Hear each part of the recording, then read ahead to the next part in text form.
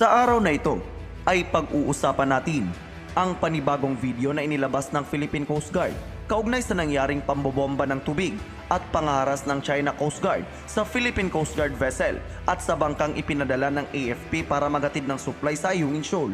Ngunit bago ang lahat ay kung bago ka pa lang sa ating channel ay mag-subscribe ka na at i-click mo na rin ang notification bell para lagi kang updated sa mga kaganapan at modernong kagamitan na ating pag-uusapan.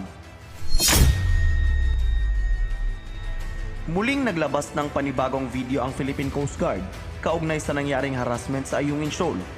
Sa nasabing video ay makikita natin na ang mga Chinese militia vessel ay tumulong din pala upang itaboy ang bangka na pinadala ng AFP na magdadala sana ng supply sa Ayungin Shoal.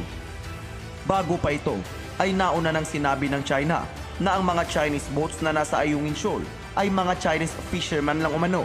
Subalit sa videong inilabas ng Coast Guard ay makikita natin ang partisipasyon ng mga Chinese militia vessel sa ginawang pangaras ng China Coast Guard sa bangka ng Pilipinas at sa bangka ng Philippine Coast Guard.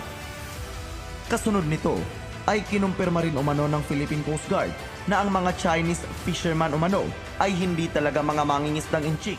Ayon pa sa Philippine Coast Guard na armado ang mga sakay ng Chinese militia vessels na umaaligid sa West Philippine Sea.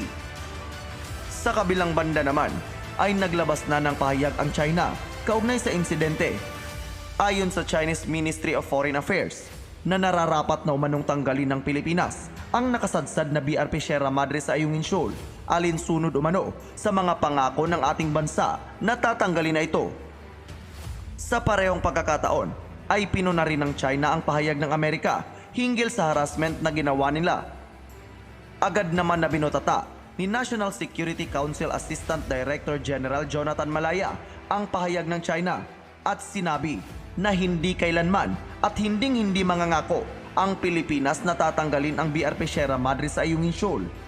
Iginiit rin ni Malaya na hindi isusuko ng Pilipinas ang sovereign rights at jurisdiction nito sa lugar.